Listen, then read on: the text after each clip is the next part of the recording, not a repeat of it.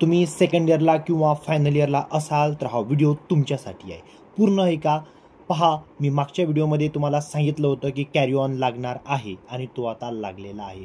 पण याच्यामध्ये पूर्ण समजून घ्या की कॅरी ऑनची काय कंडिशन आहे. जे लोक यावर्षी अंतिम वर्षाला आहे म्हणजे फायनल इयरला आहेत त्यांना कॅरी ऑन लागू झालेला आहे.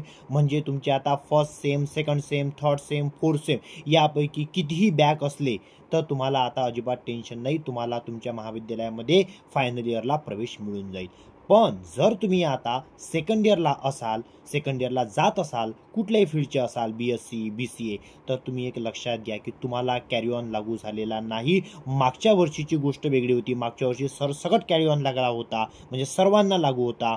पण या वर्षीला जर काही लोक PGला असाल, म्हणजे कुठल्याही पद्धतीचं, तुम्ही जर MScला असाल ओके, तर तुम्ही फर्स्ट इयरला जर असाल किंवा जर तुम्ही BSc BCA सेकंड इयरला असाल, गेले असाल, तर त्यासाठी तुम्हाला फर्स्ट आणि सेकंड सेम मिळून 60% सब्जेक्ट क्लिअर पाहिजे. म्हणजे जर तुम्हाला 10 विषय असाल फर्स्ट सेम सेकंड सेम मिळून, तर त्यातले कमीत कमी 6 सब्जेक्ट तुमचे क्लिअर झालेच पाहिजे. त्याशिवाय तुम्हाला सेकंड इयरला ॲडमिशन मिळणार नाही.